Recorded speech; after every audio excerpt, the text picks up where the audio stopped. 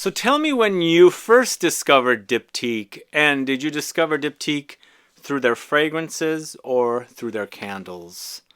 I discovered Diptyque probably very early 2000s and through candles, but immediately I fell for their fragrances, and I've been a fan since the early 2000s for over 20 years. So today I've got the best of Diptyque fragrances in this video. You're going to find out what they are coming right up.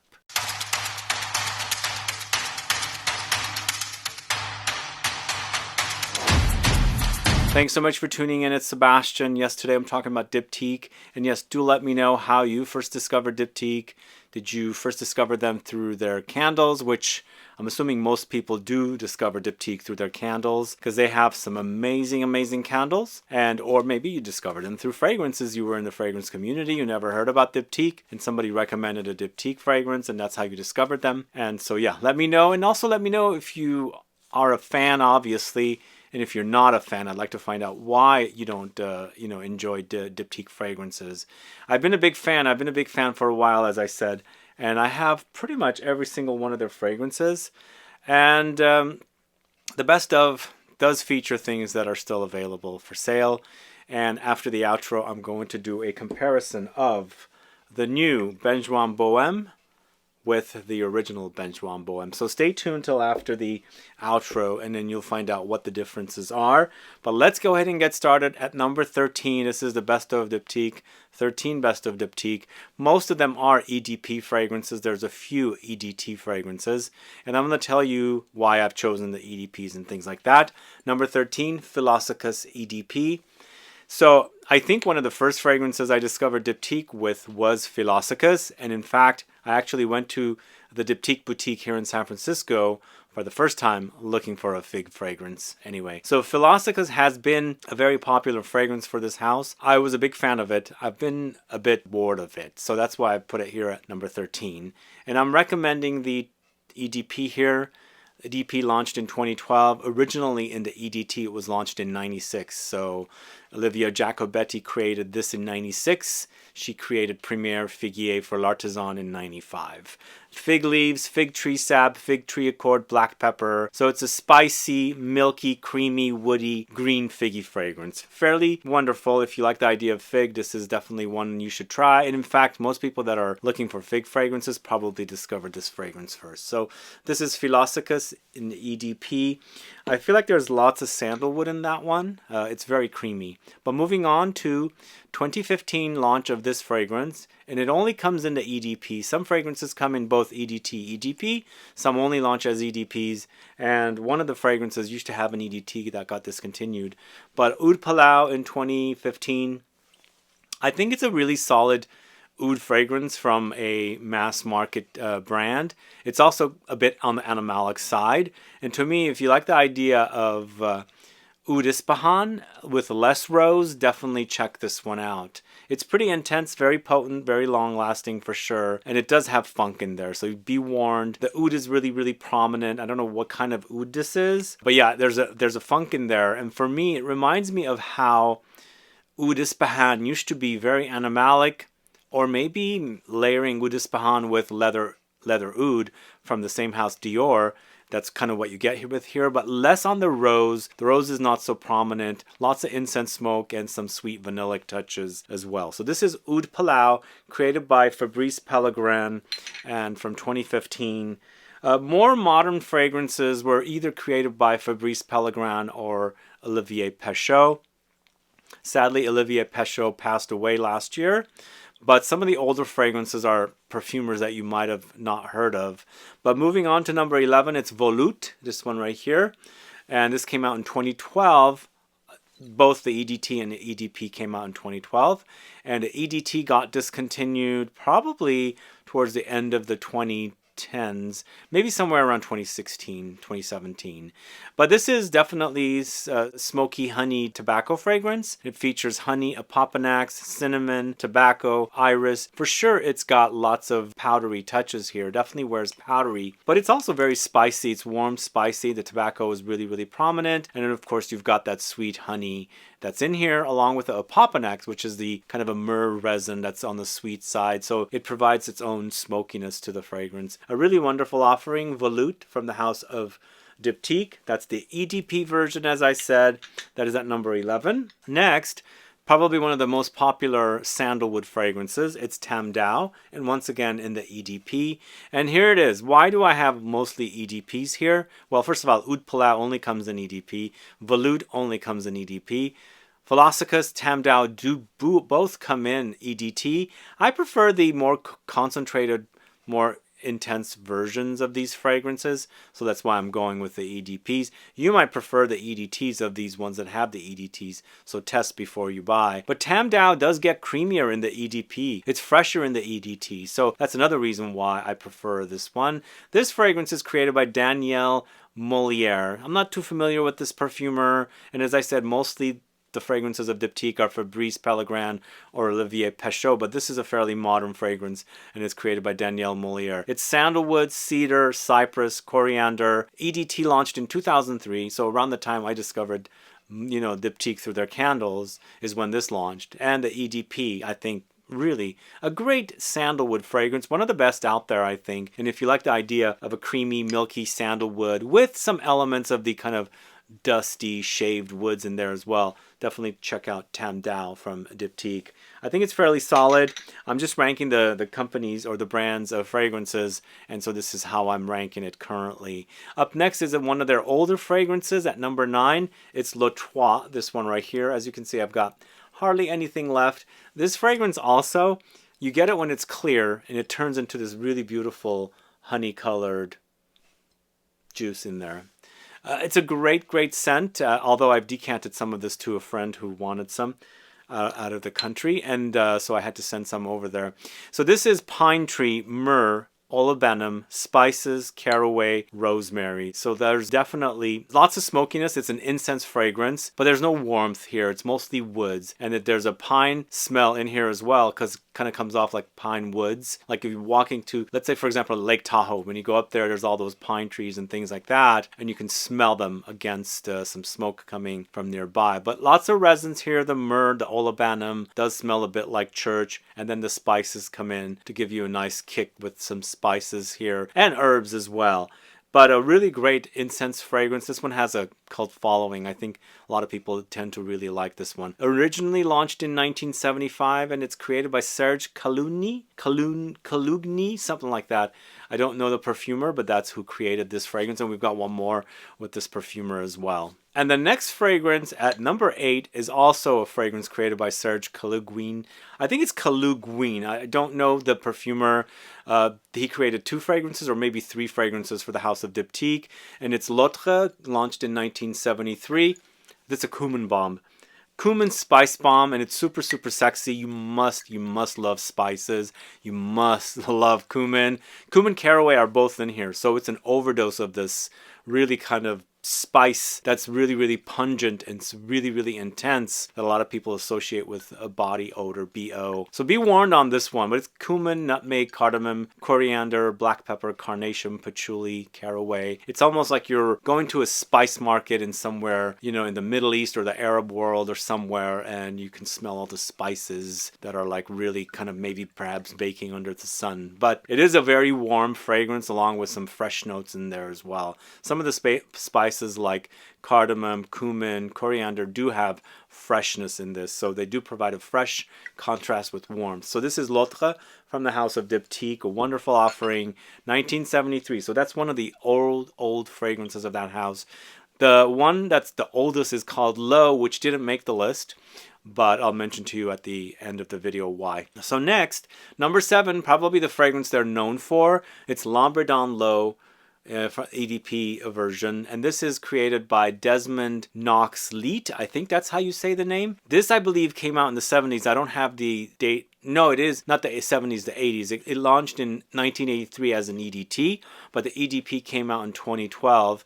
And if you like their candle called Bay, you will know this one, because I think the fragrance came out first, or maybe the candle came out first, I don't remember, but something was really popular, so they decided to make the candle or the fragrance afterwards. But a really great green smell with lots of rose, but more like the stemmy kind of rose. It's rose, blackcurrant buds, petitgrain, blackcurrant leaves, and it's a really great green spring stemmy fresh fragrance. I prefer the EDP once again because it's a lot more concentrated and more intense and really vibrant in the smell. And this is also something like if you like synthetic jungle, which is now synthetic nature, this is something I feel like maybe Anne Filippo, who created synthetic jungle, maybe was inspired by, because I think it has similar stylings, whereas the other fragrance is more Lily of the Valley green floral touches. This one doesn't have that, it has rose. But either way, a great scent, Lombardin Low EDP from the house of Diptyque. Next, at number 6, it's Eau de Well EDP, this one right here. This is basically Diptyque's vanilla fragrance. The original in EDT came out in 2010, and the EDP came out in 2013. And again, once again, I love the EDP because I like its intensity of this one. It's a Fabrice Pellegrin created fragrance, and it features notes of bourbon vanilla, incense, peppercorn, and calamus, which is some greenness running throughout the fragrance. But it's a really syrupy, sweet, ambery vanilla, and lots of incense smokiness and pink peppercorn. So the incense and pink peppercorn really do, complement one another to contribute to the spicy, smoky edge, to the syrupy, drippy, gooey, sticky vanilla note that's in here. And then you've got that kind of lightly green thing happening with the calamus note that's in here as well. Really great scent. At number 6, it's Eau de Well in EDP. Again, if you don't like them really intense, you can always go with the EDT versions, but unfortunately with this next fragrance there is no EDT available. It's strictly an EDP. This is Fleur de Peau, this one right here.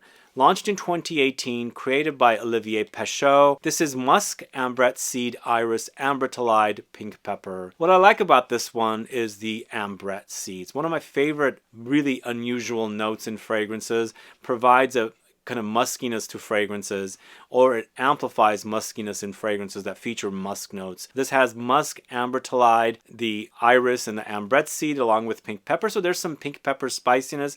I also feel like maybe there's a bit of angelica in here as well, because it's powdery, lightly vegetal, very musky. And the ambrette seed, if you're not familiar with it, it's a all-natural, expensive ingredient for creating a natural musk rather than, using like the deer musk. So it creates a muskiness in here, but also sometimes you get some light fruitiness and some booziness from this ambrette seed note. But in this fragrance, it's super amazing. It works really great with the iris, so it amplifies the powdery edge to the iris that's in here, because ambrette seeds are also with iris. With powderiness. But either way, Fleur de Peau, one of the best from Diptyque at number 5.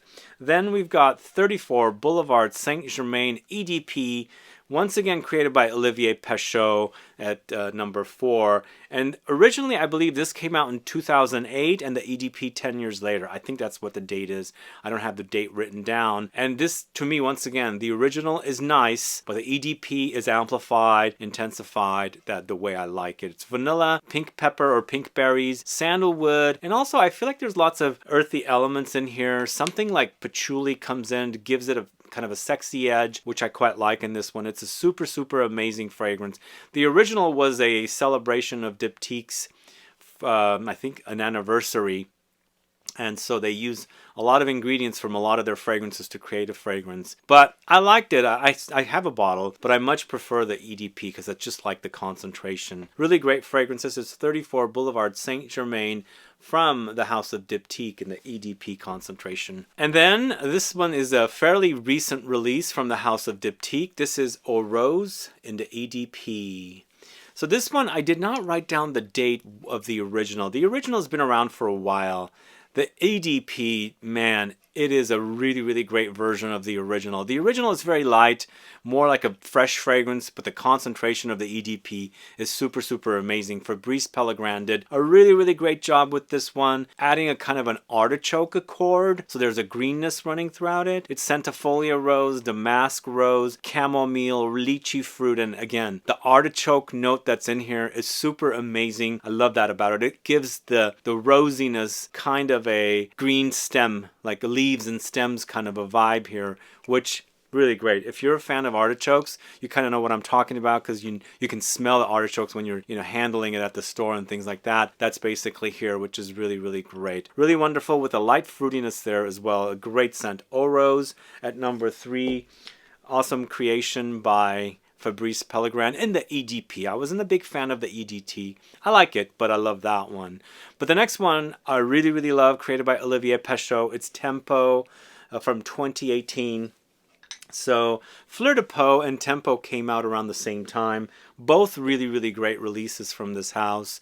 But Tempo is really great. I love the green patchouli touches with this one. It's patchouli, mate, clary sage. There's spiciness, there's herbal aromatic touches. And that mate note is kind of like a tea, but it gives me a grassy, dry, grassy effect in fragrances with a green twist. But the patchouli, the earthiness, the sparkliness, the sexiness is all here. This doesn't have that chocolate cakiness that some patchouli fragrances do, but it goes into the green direction. It's a really fantastic, sexy fragrance. So this is Tempo from the house of Diptyque, created by Olivier Pesciot. Sadly, he's no longer with us. Launched in 2018. And of course, my number one favorite is the fragrance that I speak about quite a bit. It's Benjoin Boheme, and this is the new version. So remember I mentioned that Benjoin Boheme is getting a change. So there was a collection of fragrances in bottles like this. There was 4 or 5. All of them got discontinued, and you guys were even saying that Benjoin Boheme got discontinued. So what Diptyque decided to do is, rather than leave the fragrance in this bottle, because obviously it's a really nice looking bottle, obviously, it's maybe more expensive, they decided to carry that fragrance and put it into their more luxury EDP collection. So basically, you're getting 25% less juice. It's a 75 ml bottle here. This is 100 ml. Which is how the fragrances in this collection are. They have Orilla and Opsis, not Opsis, what's it called? Onabati. I think Opsis is also in this collection, but I think that's a Harrods exclusive. So now it's in this collection. Soon it'll make it here as well. So hopefully you guys got your bottle of the original. But what is this one all about? So it is benzoin. It's called Benjoin Boheme. Benzoin is a resin. It's vanillic, but it's smoky, incensey. It's resinous. Plus they've added Peru balsam to give it a kind of a resinous plus balsamic edge. And then you've got spices. You've got patchouli, rock rose, which is labdanum to create the ambery effect. It's a super fantastic, great smelling fragrance from the house of Diptyque. It's my favorite. It's basically an amber, but it's kind of vanillic. It's resinous, balsamic. Basically, you're experiencing benzoin come alive. If you're familiar with fragrances like Bois d'Harmonie from Guerlain or Benjoin 19 from Le Labo, then you know what I'm talking about. It's basically a resin that's kind of sweet and vanillic, but a fantastic fragrance. Really, really wonderful. And here I have Benjoin Boheme at number 1. Again, stay tuned till after the outro and I'll tell you the differences between those two. But I've left off some fragrances here. It just didn't fit the list. Eau de Menthe I left off. Reminds me of Dracar Noir. Eau Capitale, kind of a Chypre, kind of Portrait of a Lady like.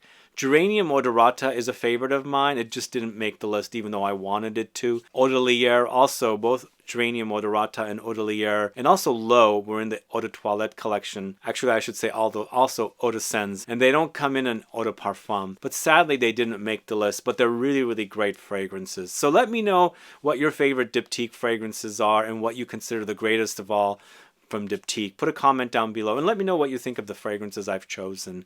Do let me know. Put a comment down below. And have you gotten your bottle of Diptyque's Benjoin Boheme? Have you gotten this? Do you have a bottle?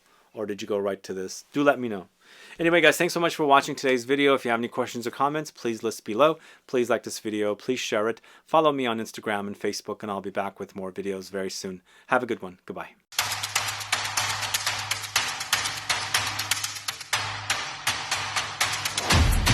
Okay, so what are the differences between Benjoin Boheme Classic and new Benjoin Boheme from Diptyque? So when I first tested the new Benjoin Boheme in Paris at the Galerie Lafayette, I felt like there was something a little different about it. So when I came home and I tested it against the Benjoin Boheme, the original, I noticed that it's just very, very minor, if at all. So there's not much different with it, at least to me. But there is a difference here between the performance. I feel like the original lasts a lot longer than the version that's in the bottle here.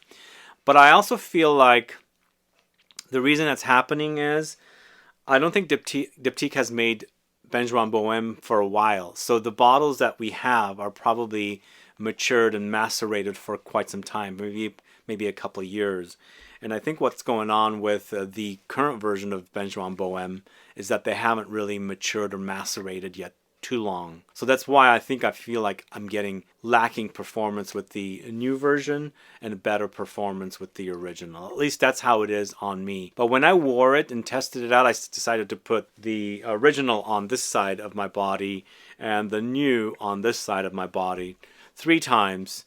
And 3 times I got better performance from the original. Again, I just personally feel like it's maturation and maceration, not necessarily anything else, because the formula seems very, very similar with a very, very faint difference. Not anything like that's really noticeable. But I feel like also the fact that I'm getting a faint difference is because it's lacking in performance a little bit. So that's the difference I'm getting. But as far as the smell goes, I feel like the fragrance is very, very similar. So let's go ahead and smell on strip as well, and then I'll let you know if there is something different that I'm smelling, which again 3 times I didn't notice any difference. Side by side I didn't.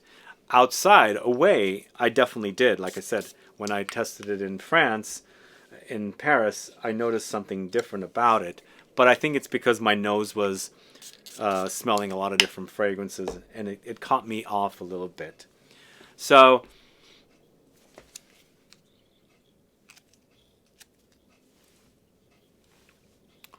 yeah, it's very similar to me. They're smelling very similar, but there's much faintness about the new one in comparison to the other. But also, I should say, I think that's exactly what's going on here. I think it's a maturation and maceration thing, because this version seems a bit subdued, and I feel like it hasn't fully aged to be, spritzing and wearing the same.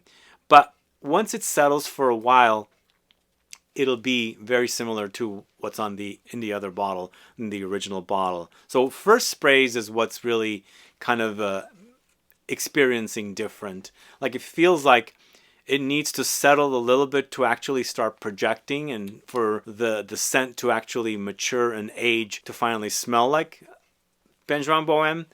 Whereas with the original, it instantly smells like Benjoin Boheme, the scent I'm familiar with. But it settles down, and you start noticing that it's the same exact thing, but it starts off different, for sure. But like I said, I feel like it needs to mature and macerate further for it to really age and smell like what Benjoin Boheme smelled like. But for me, it's the same scent. Just performs and acts a little differently, then it settles. But I don't know, what are you guys experiencing, if those of you that are, testing the old version with the new version? I think the old version is going to be a collector's item, first of all, because this bottle is not going to be made anymore. No one's making, they're not going to be making it. It was one of the most beautiful bottles to me. Really, really love that cracked bottle look. What do you guys think? Do you like this bottle, or do you hate it? And on top of that, there's the Diptyque logo. And on the bottom here, again, they had a few other. They had Homage, Chimomante, and there was one other one. And I have Homage in this bottle, and I also have the other one, which I'm forgetting the name of. I don't have Chimomante. So there was a total of 4 in this collection, and those 3 got discontinued during the pandemic, like I think around 2021, and they were completely gone. And there was a shortage of Benjoin Boheme as well.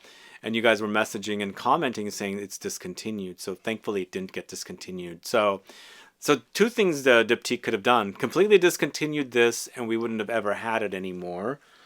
Or move it into a collection in their uniform bottles, which is an obvious thing that they're going to do. Sure, I feel like they're, cheating us with the amount of juice, and they're, you know, jacking up the price and things like that. But it makes sense that they're not keeping this bottle anymore, because they're probably producing less of these bottles, so it costs them more, and they got these bottles galore. I mean, this bottle is in every single fragrance, and they probably have 25 fragrances in that same bottle, so it kind of makes sense. But going back to the scent again, they've both settled down to very similar smell.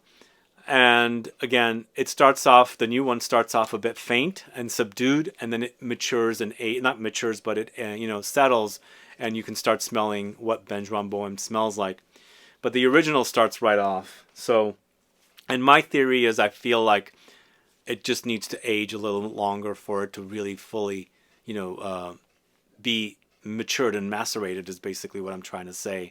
But if you guys have experienced something different with the new version of Benjoin Boheme, do let me know. Put a comment down below so I can find out. And those of you that were looking for a bottle of the original, have you found a bottle? It seems like also Diptyque USA has bottles of this the last time I checked. In France, this bottle doesn't exist anymore. So most likely that's what's going to happen. And also the San Francisco Diptyque store had like 5 or 6 bottles of this the last time I checked. So those of you that are in the market and are a fan of Diptyque's Benjoin Boheme, get the bottles if you can, if you want this. Because like I said, the price is now the same for both. But with this uniform bottle of Diptyque's fragrances, it's 75 ml. With the original, it's 100 ml. So you're going to get more juice in the original. Plus it's, you know, matured and macerated, of course, as I'm saying. And also, this bottle is so beautiful, and 100 ml. So anyway, those are my thoughts for the difference between the original Benjoin Boheme and EDP, the new version in the EDP bottles. Let me know if you've compared the fragrances and what your consensus is as well. You probably may be experiencing something completely different. Do let me know. Put a comment down below. Thanks so much for watching today. I'll be back with more videos very soon. Bye-bye.